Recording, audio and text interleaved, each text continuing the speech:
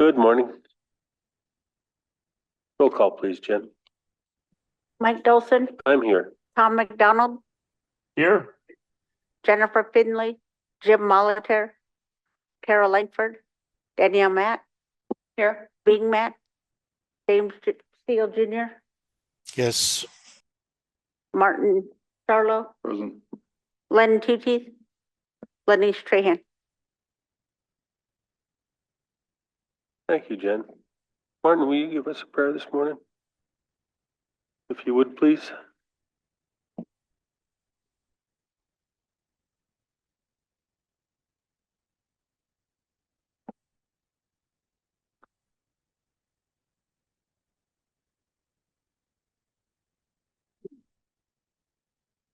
Creator, today we pray for the families that lost people recently.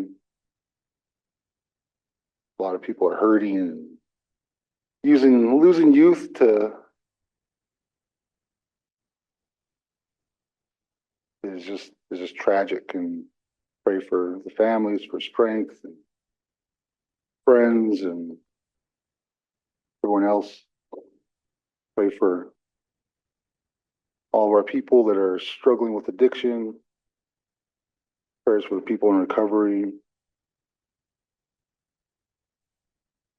Thankful for all the people that are out there helping our police, our first responders, all our military. Prayers for all the safety for the people out on the roads, working in the woods. Thankful for the snow in the mountains. Prayers for all of our people that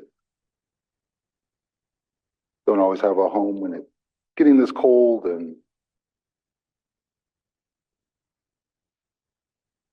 thankful for all we have. Prayers for our friends, our enemies, and everyone in between. Thank you, Martin.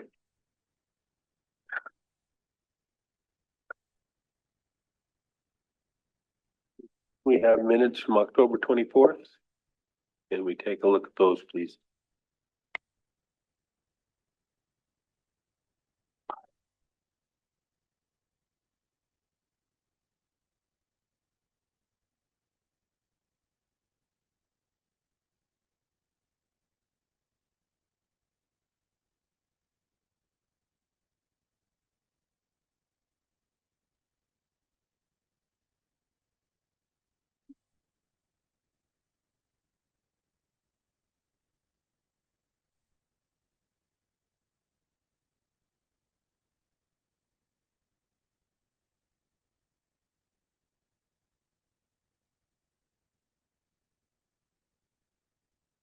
Yeah, they're talking about my cemetery road.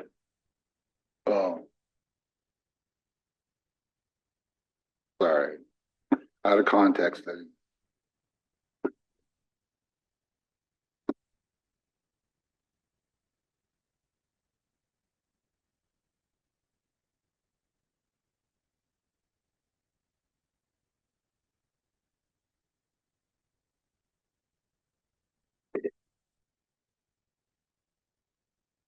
Mr. Chairman, just one minor change.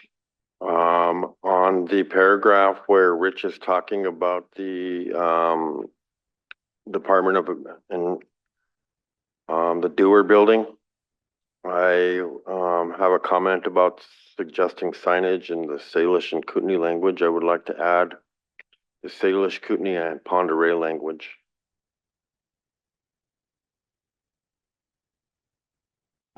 Thank you, Len. Sure. Go ahead, Martin. I'm not sure where, in the middle of, probably the second page, where I'm thinking Jennifer J. Blue, Mary, could I also thank,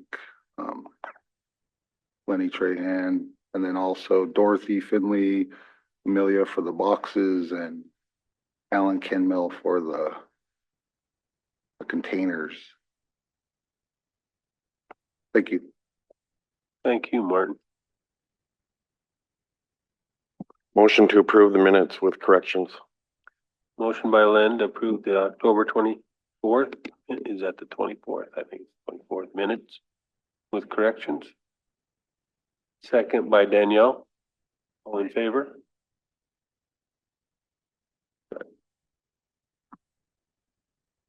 Looks unanimous. We have an agenda for today. We have a thank you, Lynn. We do have 2 walk-ins. Any others?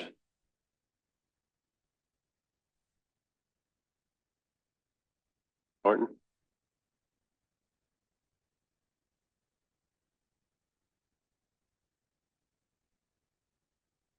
Anything else? If not, I'd motion by Martin to approve the agenda with additions. Need a second. Second by Danielle. All in favor? Unanimous, I hope. There's Tom. Will. Like,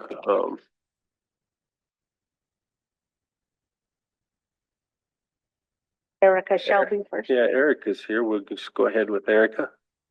Looking to request a change of duty, I hear. Morning.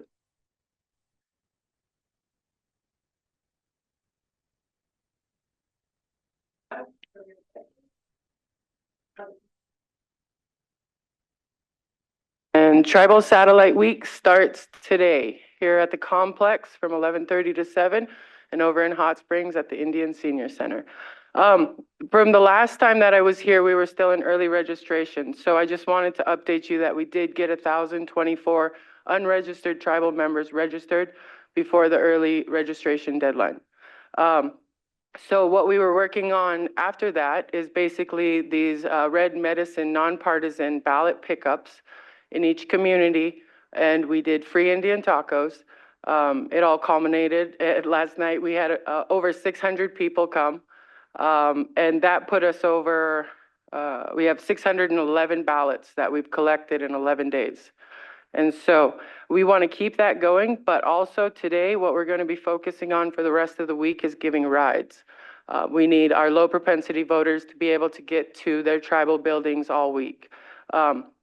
We want to get, we have a list of how many we had in the primaries. We didn't have too many voters using these resources, so we really want to focus on that. If we can get our goal of 10 times the voters at every location that we did in the primaries, we'll only have 400 tribal members left for election day, which is totally manageable. We'll get more than that, of course, but that's just the tribal membership that we'll be missing. Let's see, what else? We have a 7-person team today. And a lot of our organizers are volunteers. Some of them are non-members, some of them are from off the res, and they just want to come help us. But we also have people within our tribe who work for us who would like to help us on election day. And that's what we would like to request today, that the following people can request change of duty with their supervisor's approval to help us provide transportation to all the tribal members to their polling locations next Tuesday. And so that's, I gave the list to Jen. Did she get that to you? There's a list of 8 people. Okay, of 8 people that we would like from NRD, the Salish Pend Oreille Culture Committee, Legal, Lands, Tribal Health, Contracts and Grants, Social Services. These are people that have been trained already, and they will be providing a copy of their driver's license, registration, and insurance. To make sure, and then transportation will be helping us as well that day. And then we'll have tons of other volunteers, but those are the ones that we're specifically asking for the change of duty for. Motion by Lynn to approve the change of duty for Sadie Fisher, Clifford Flamon, Thompson Smith, Mariah Camel, Tara Irvin, Jafana Burns, is that how you say it? Jafana? Jafana Burns, Tribal Health, Veronica LaForge, and Catherine Baylor. With supervisor approval on next Tuesday. Yes. Second by Martin. All in favor? We got unanimous. Okay, awesome. Thank you guys so much. Good Really work, appreciate Erica. that. Awesome work. Yeah, Real yeah, good and work. we are within a 3% margin in every race. So the voters here have the power to sway the election. So keep that in mind and talk to your friends and family about voting, please.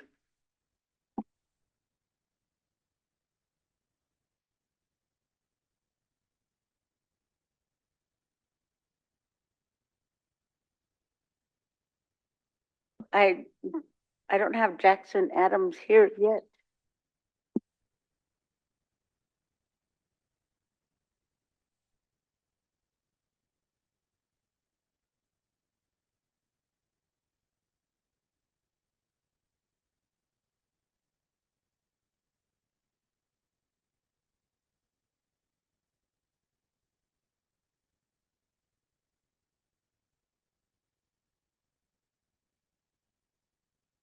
Come on in, Jackson. Come on up to the table. And you're requesting an executive? Yes. We'll go out of regular into executive. Go ahead, Martin. Thank you, Mr. Chair. Just due to the events in the community, and just, I guess, lack of promotion and planning on my part, I rescheduled a meeting that was gonna be tomorrow. And I'm thinking 2 weeks out barring, but I gotta check dates with Carol. I know she's traveling. I may just do it by myself. I could probably plan on doing it myself if she's gone. So the Pablo Ronan district meeting will be rescheduled. Yes, sir. And I'll get that out on social. It was never really out because I didn't promote it. Didn't get it promoted, so Promoted it through the minutes pretty much was what it was. Like I Yeah. announced it during quarterly and Yeah. then, I think last week.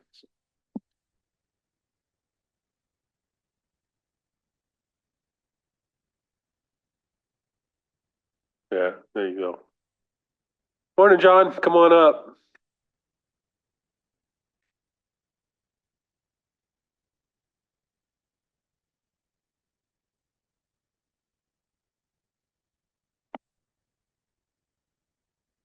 How are you, John? I'm doing well, and you? Nice Doing seeing okay. all of you.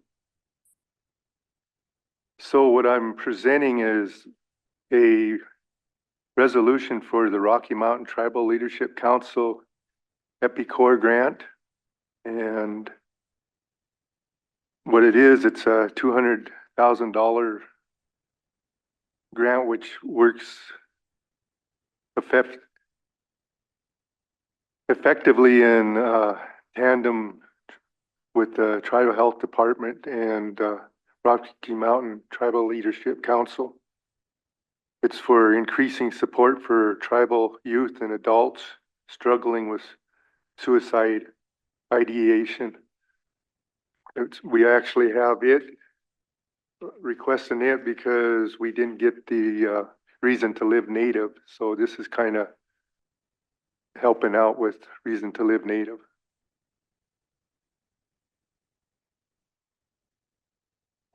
Questions for John?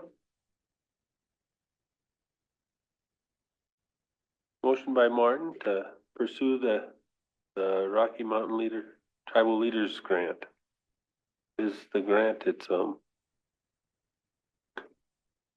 EPI Core Grant. I have a second. Second by Jimmy. Add that to approve the resolution as well, or by resolution maybe. By resolution.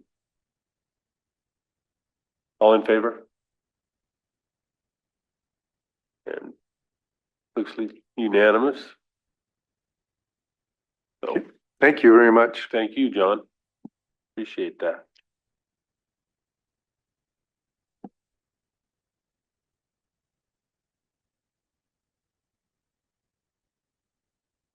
Can we take a break so I can check on some? I think we might have a couple cancellations. We'll take 5 minutes, 10 minutes, 10-minute break. How you feeling, Tom?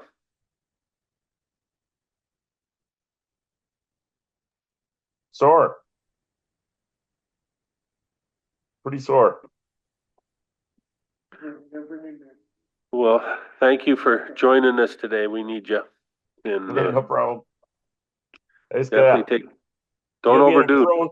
prone position in order to do it, so, yeah. I was just gonna say, don't go throwing around, wood blocks for your fires or anything. Don't be doing that.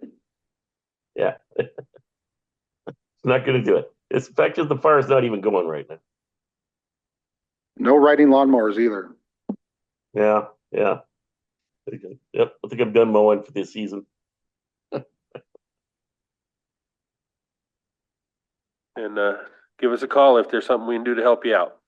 I appreciate that. It should be good. Should be good. Thank you.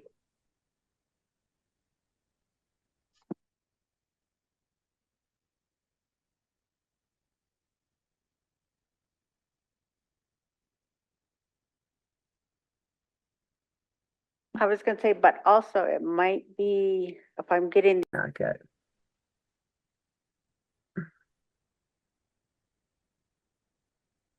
So, hopefully you can see this. I might have to make it a little bit, I think it all fits.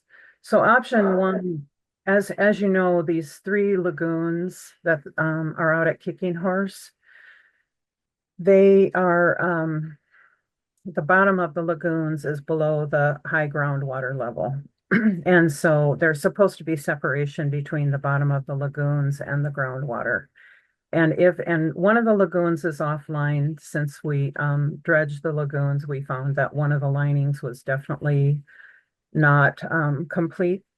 So we took that lagoon offline, but we definitely have to come up with a new system for treating the sewage.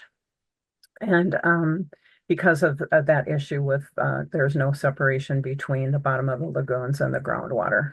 So what we looked at were three options. One was to improve the linings, and maybe, one was to look at a sand mound system over here in the forested area, right here where my cursor's moving. It's south of the dorms. There's no development there right now.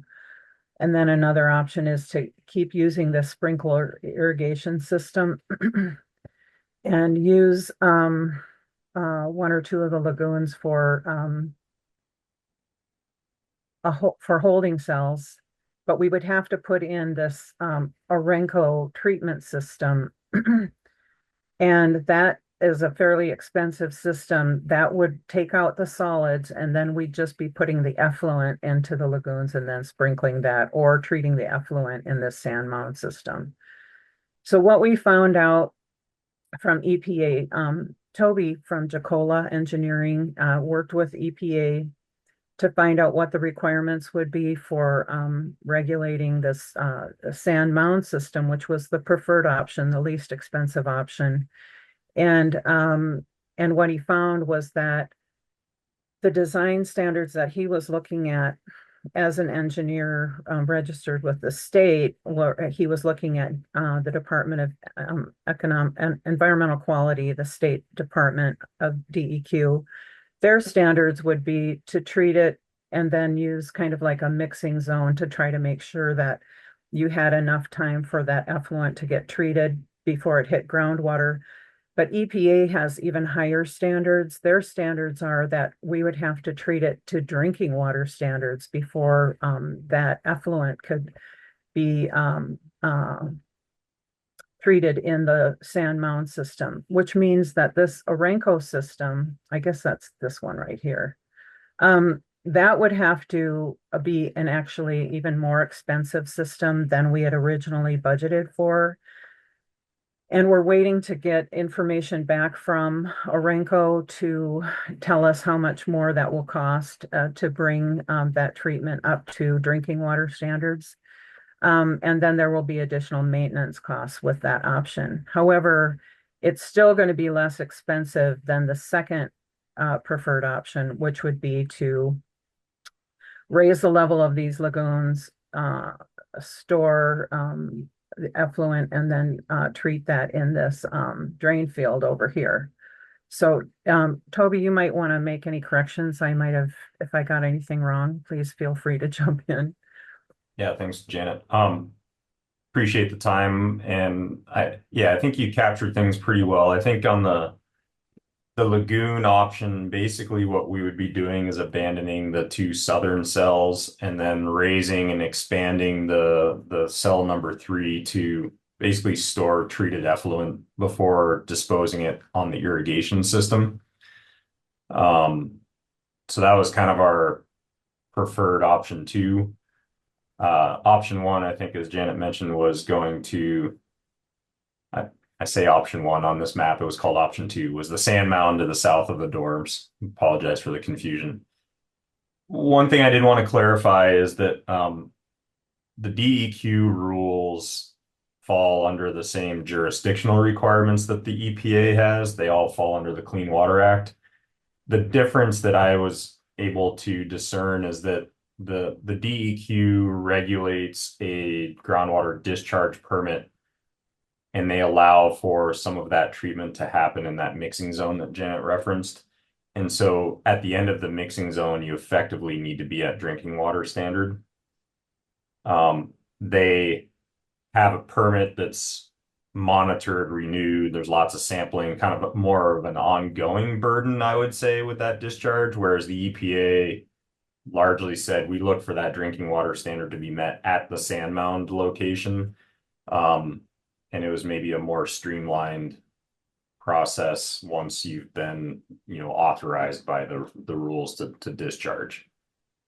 As Janet mentioned, I've reached out to the supplier on the treatment system just to understand what cost implication and design implication that would be. And as Janet mentioned, I would imagine that the operating costs, so the Aranco systems, you basically have a contract with a supplier that does the maintenance and they can monitor the system. The more complicated that system is, the more I'm sure their maintenance agreement would be. I believe the initial estimate was, about $3,000 or $4,000 a year to just maintain as a maintenance contract, plus then any materials. So if they replace a pump, you pay for the pump.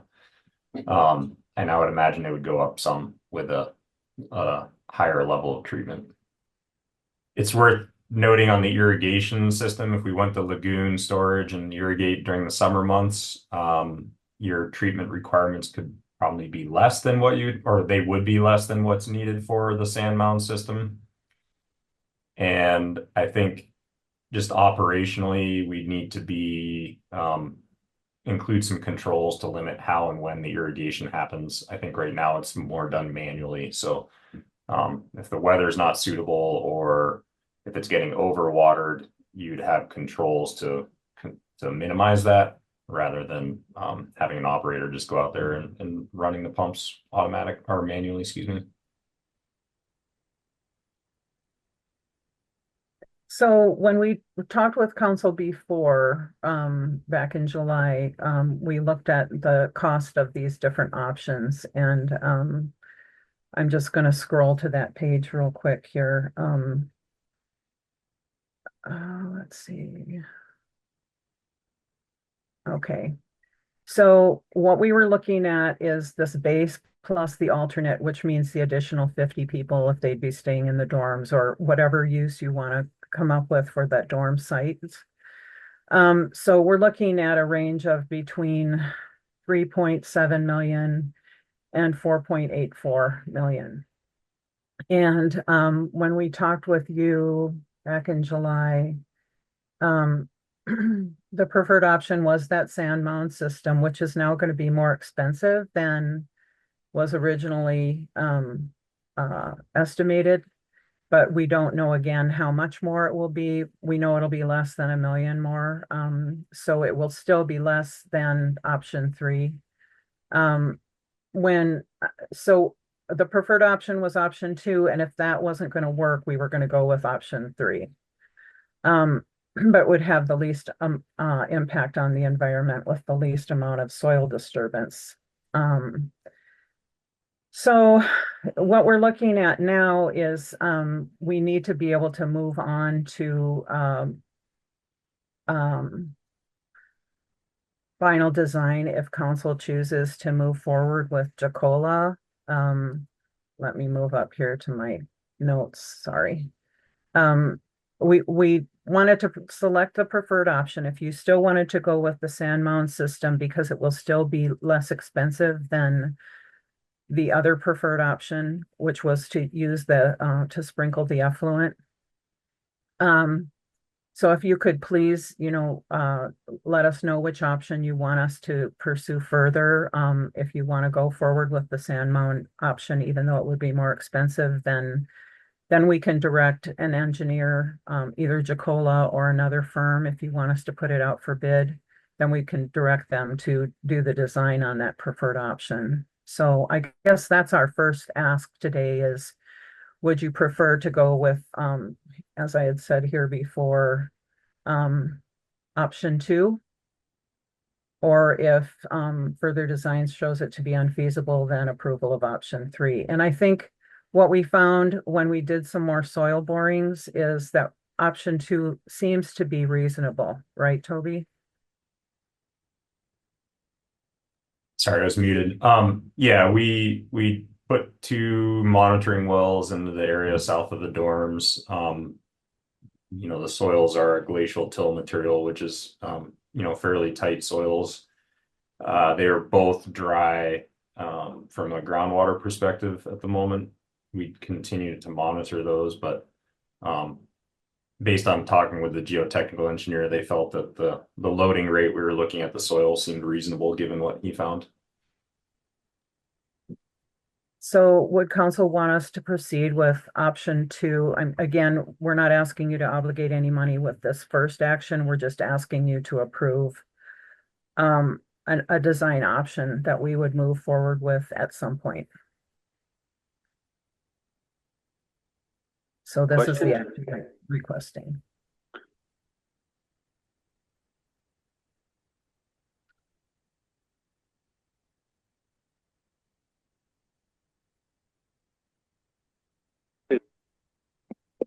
Thank you, Mr. Chair. Maybe option 2 with a non-competitive and just go with Jacola. They seem to do a lot of work for us and the work seems to be good work that we get and yeah. And how much cheaper will option 2 be than option 3 now? Well, we don't have the final price for option 2, but it would still be, let me see if I can go to that. I think just, I can offer, we've reached out to the supplier of the system to determine, what's that implication from the system treatment to go to effectively drinking water standard. He was reaching back out to the Orenco supplier themselves, and I don't have an answer yet. We can certainly provide that information as we get some more detail.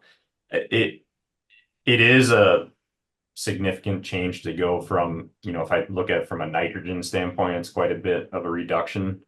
But I don't know the cost at the moment. So what Toby had thought was it would be at least $1 million. It would not be $1 million more. So right now, before we get that additional cost from Orenco, we had 3.5 million and the other option was 4.8. So if you take $1 million off of that, 3.8. So I'm thinking, or I mean 4.5. So I'm thinking it would still be 300,000 less, at least 300,000 less than option 3. But option 3 is the most environmentally friendly option.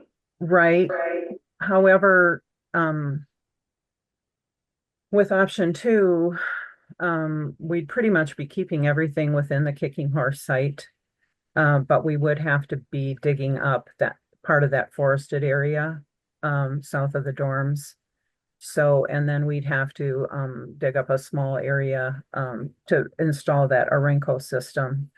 But again, it would all be within the Kicking Horse footprint. Whereas with option 3, we'd still be within part of that wildlife area. But we wouldn't have to do as much ground disturbance with option 3. What's everybody think? James Steele Jr. has a question. Go ahead, James. Thanks, Velda. Thanks, Mr. Chair. Um, Toby, I was just kind of curious in your experience with these kind of projects and we've kind of moved from the Job Corps to kind of an ancillary, moved a lot of our government operations out there and some housing. I'm just kind of wondering which of these options, thinking down the road 10, 20 years or so, you know, maybe envisioning expansion of services or buildings or what have you, would these options allow for, increased, I don't know what, houses, homes, apartment buildings, more office buildings? Um, I guess that's kind of what I'm wondering. Thanks.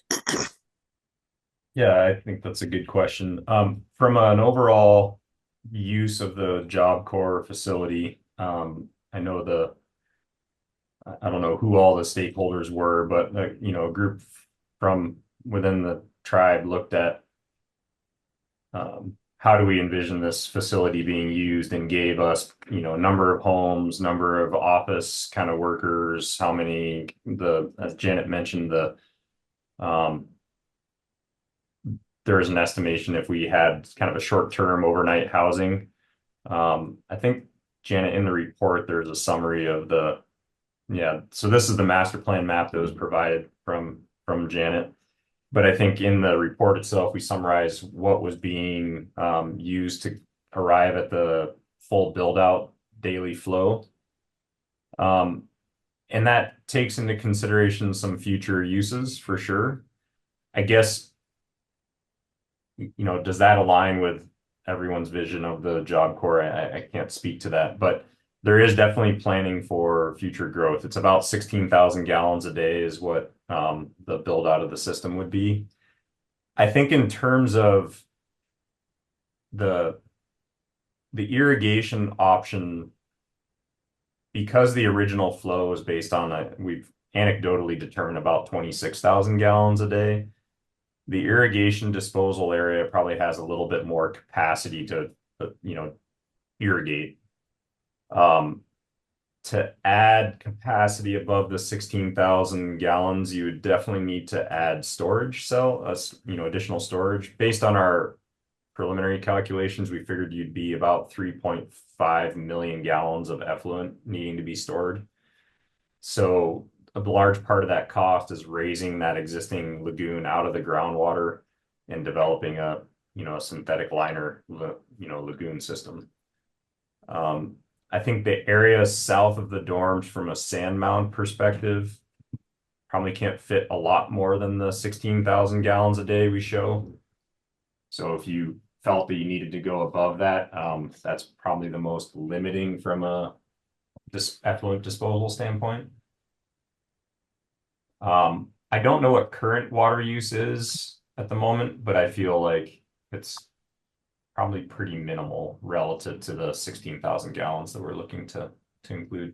I guess, Janet, if you scroll up into the body of our report, then maybe we'll see if there's a table summarizing the actual flows for each use. Yeah, and if I could just explain quickly, what we did is we looked at the fitness center use. When we worked on the master plan with all of your executive staff, Councilman Steele, we came up with the maximum number that we thought each department that's out there would have the maximum number of workers. And that included Dewar, 75 workers. So whether or not they remain out at Kicking Horse, we've got a placeholder for that number of additional workers just for Dewar, as well as any other growth that any of these other departments would be looking at. And then we looked at 27 households, and that's if we build out every single lot that we created when we did a site plan for residential development. We looked at the existing houses, the ones that are being torn down and the lots that could be built on. And we also created several new lots, and we have stub outs to all of those lots for sewer and water. So there would be a maximum of 27 houses out there, including trailers or tiny homes. Then also we included 50 overnight guests if those dorms are ever converted to some type of housing. Um, uh, and then also the commercial kitchen and the food sovereignty garden. So just to give you an idea, I just wanted you to be able to see that we looked at every usable space. This is all going to be food sovereignty garden here. There's some old metal that's been dumped back in here. So we didn't know if we could actually use that area. This is a drainage area for stormwater for some of these buildings, stormwater runoff. We left this ball field in place as people had requested that we do so.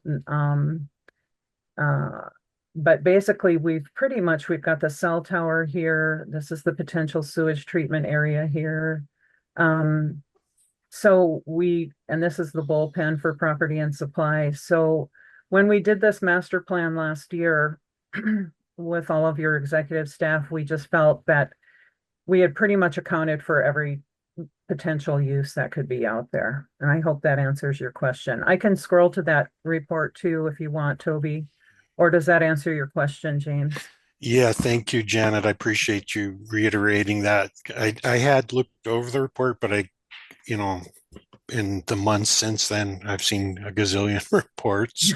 So thank you for that reiteration. Just a quick follow-up. In terms of the footprint of the existing Kicking Horse Job Corps land, I'm not familiar with the bordering tribal lands in the area, to the south in particular.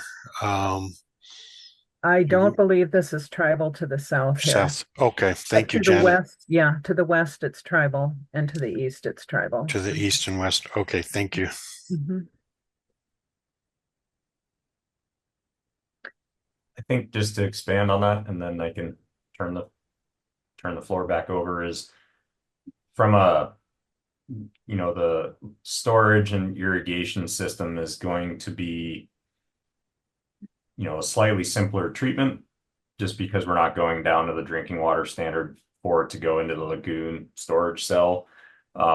I think as long as you operate within the storage capacity of the lagoon, you probably have a little bit more forgiveness in terms of how the facility is used. The sand mound system, every day we're looking at the gallons that are produced going into that sand mound. And so your treatment's going to be a little bit more, sophisticated based on the drinking water standard. And, if someone were to, change the waste strength significantly, it's going to show up more easily in the system itself. So there's a little more operating, I guess, nuance to the sand mound system. Again, there is a service contract with the Urenco provider, and I think I just want to reiterate that we've started the communication on getting to the drinking water level with Urenco. I could find something out in the next few days that tells me something different, but we'll work to confirm that. I just wanted to provide that clarity.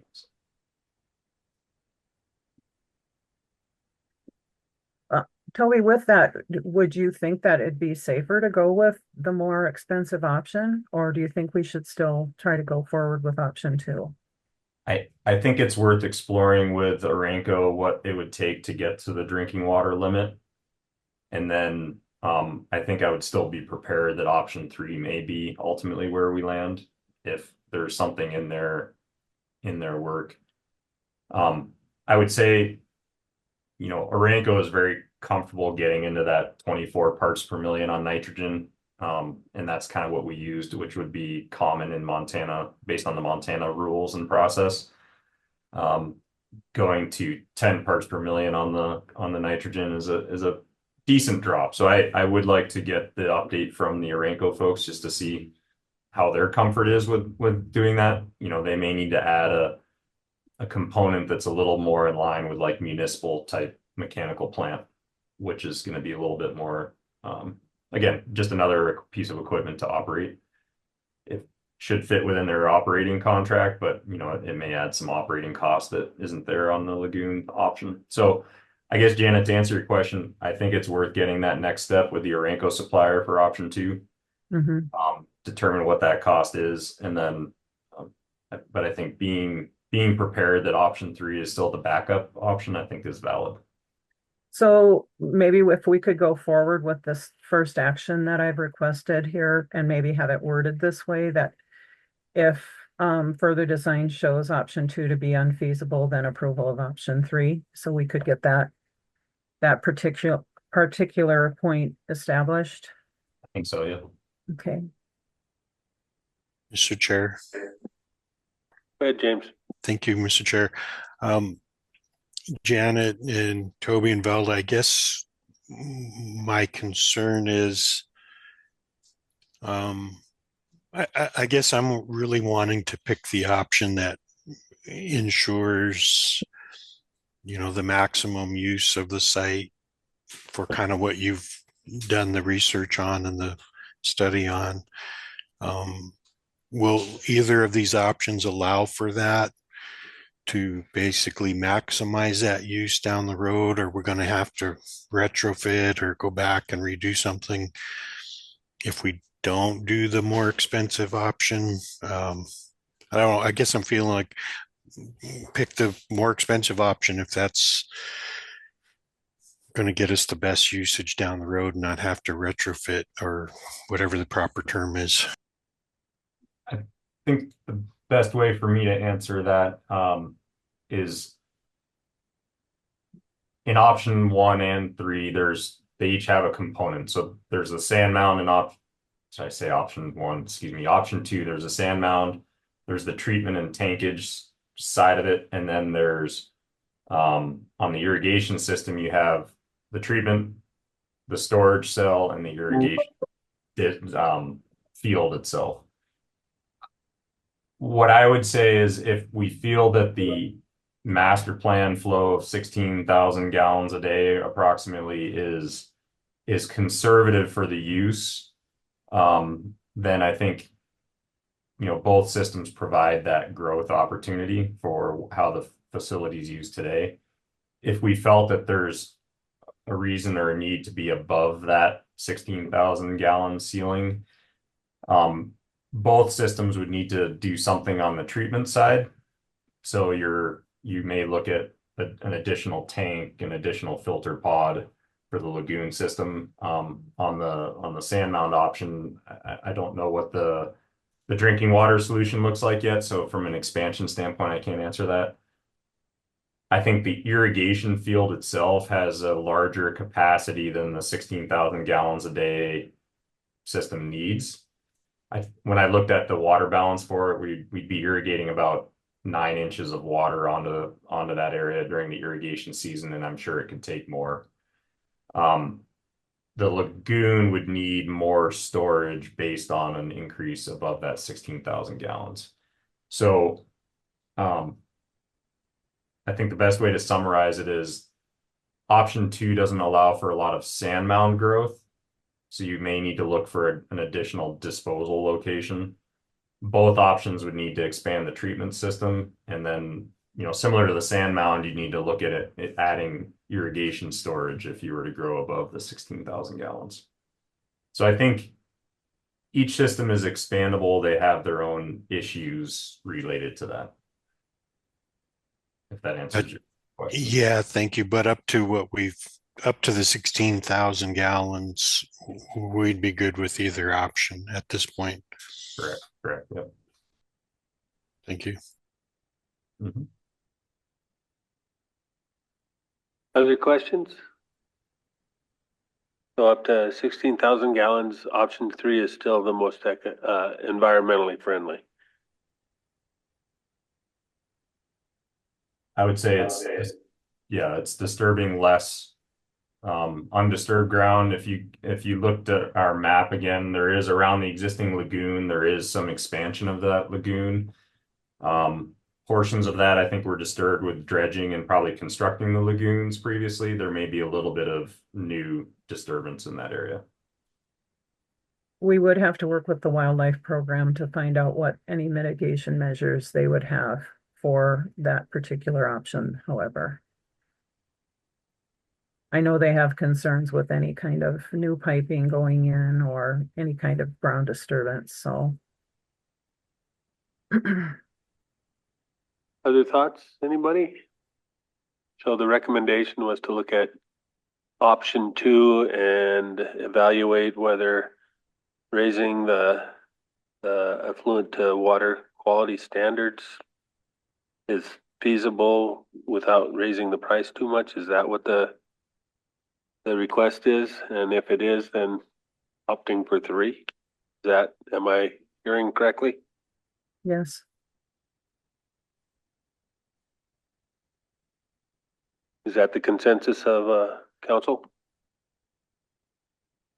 We're getting nods to say yes. I think we got consensus to go forward with that. Janet? okay, thank you. And then, would you like us to proceed with a non-competitive contract with Jacola to move forward and design that system? So their existing contract to work with EPA and find out what any regulations are, that's been satisfied. That expires November 1st. So we would need to enter into a new contract to have them proceed with final design. But it would need to be a non-competitive contract. And that would be based on the fact that they've been doing all the work for years now out at Kicking Horse. They're the most familiar with the site, with the options. I think if we hired someone else, we'd have to start from scratch again. Well, maybe not completely from scratch because we have this preliminary engineering report, but still they'd have to get up to speed and get all the data. And so we're asking for a non-competitive contract not to exceed 350,000, which would include design and construction oversight. If we don't come up with the money for the actual construction for some time, then they would not charge us, obviously, for the construction oversight until we have the funds to put out a contract for construction. So Mr. this Chair. just would be engineering. Go ahead, James. Thank you, Mr. Chair. Toby, I'm going to put you on the spot. If I, as a council member, looked up your company's business and what you've done, what would I find with other cities, municipalities, entities such as the tribes? What kind of information would I find? What would you anticipate I would see in terms of you all's work? In terms of the type and scope of work or what?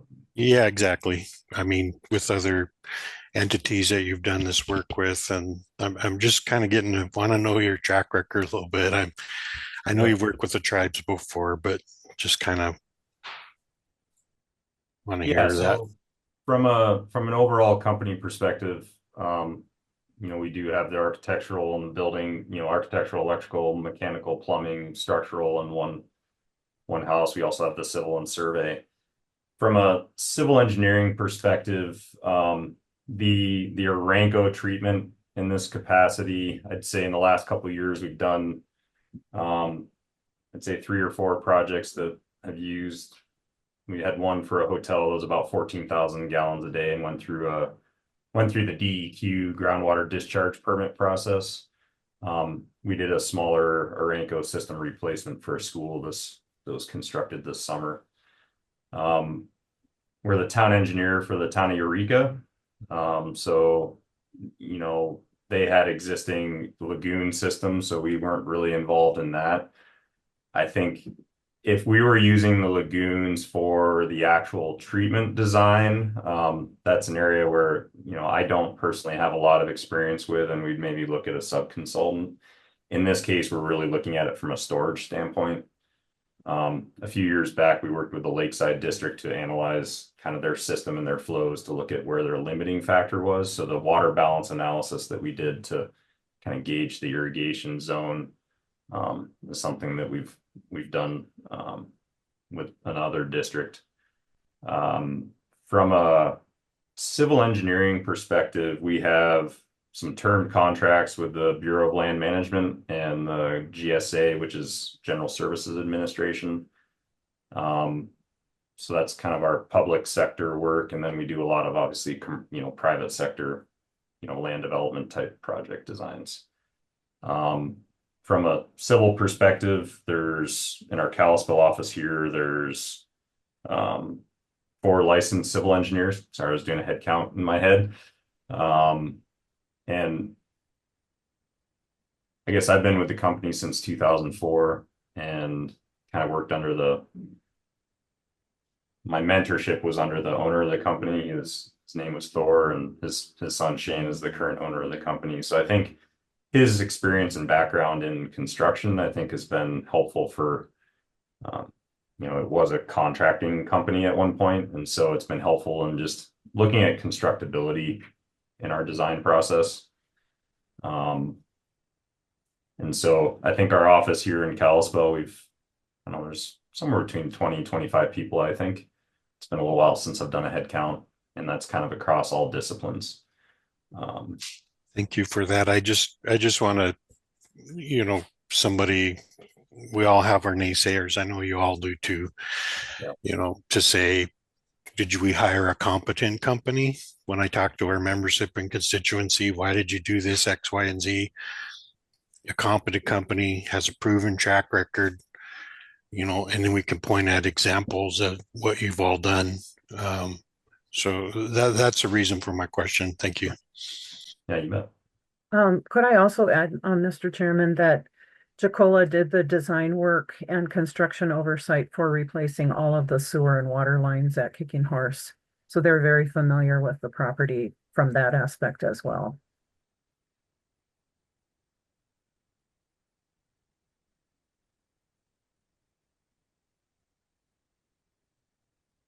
Looking for a motion for sole source contract. Motion by Danielle. Sole sourcing with Jacola. Second by Len. All in favor?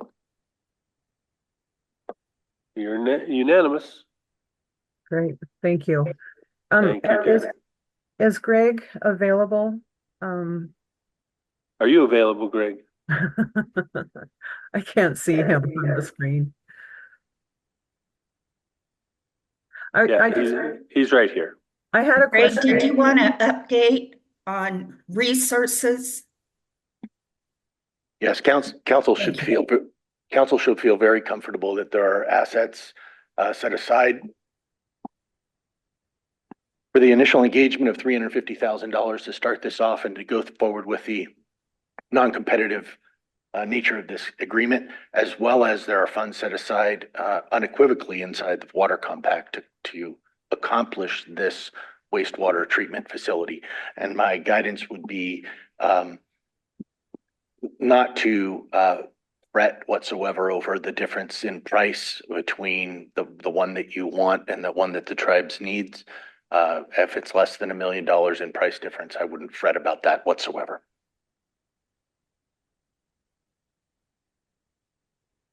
So what I'm wondering is if I work on the contract for Toby, what account should I use the ARPA account for the design work? Because it might not be completed 100% complete by December 30th, but if we obligated the amount, when do you think the design could be completed, Toby? I guess what I would like to do is look at, I guess for some background, Janet and I had been talking about if it was trying to go the ARPA fund amount or ARPA fund route, excuse me, based on, at least on the dollars that I'm working with the town of Eureka on, they needed to be obligated by the end of this year and then spent by the end of next year. And so I think a question in Janet and my mind was, what does that need to look like from an obligation standpoint? So if we're not trying to obligate ARPA funds for the full construction, I think, Janet, I'd like to keep the design moving quickly, but maybe relax it a little bit in terms of when we actually go to bid for the work. And I'd like to sit down and probably map that out and get back to you on that. Go ahead, Greg. Janet and Toby, we can certainly iron out those details offline here. Okay. All right. Thank you. That was my only other question. Thank you.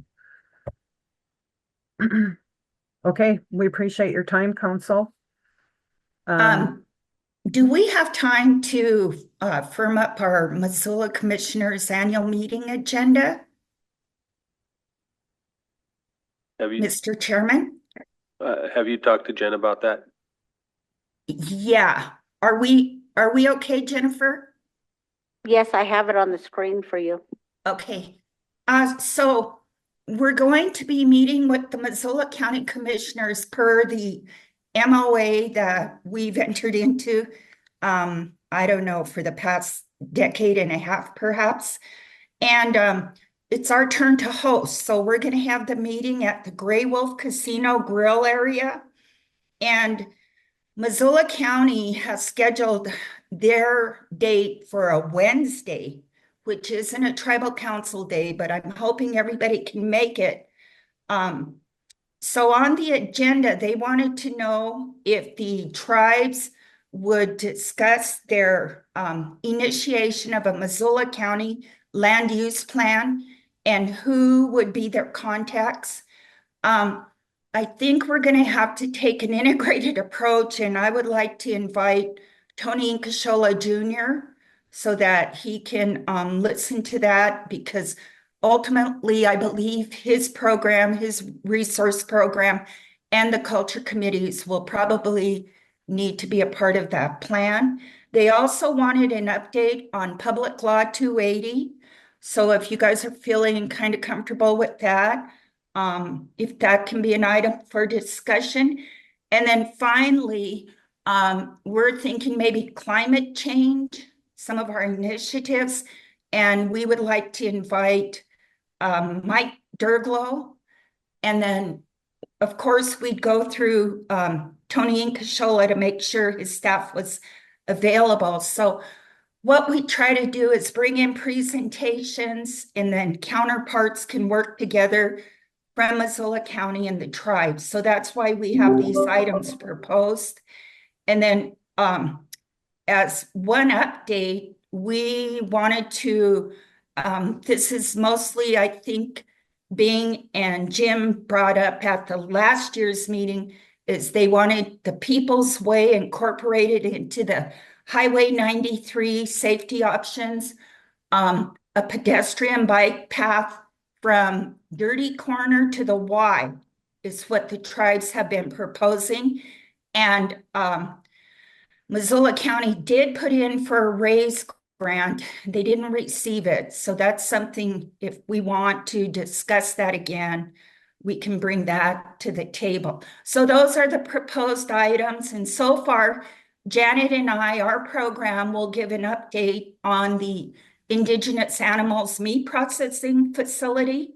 And then we've also asked Jordan if they could do a food sovereignty update as well. So if this meets with your approval, we can go ahead and reach out and get the presenters lined up. What do you think?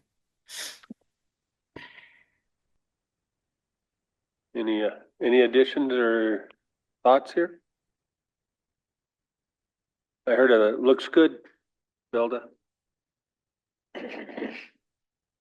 I don't see any objections to anything that's All right. So on the agenda. Mr. Chairman, will you be presenting the 280 update then? Which one? Public The Law 280 280 update, law enforcement? I imagine we'll bring a lawyer along for that. Okay. So just let me know if there's anybody we need to contact, and we can send out invitations as well. Okay. All righty. Thank you all for your time. Thank you, Appreciate Belda. your service. Okay. Bye-bye. Thank you. Have a great day. Probably. Can we go into executive? We will go out of regular into executive. So then I'll come back.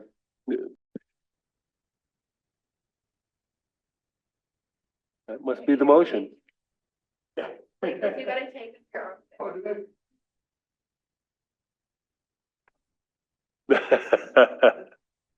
We're done. Thank you, guys. Shehoy.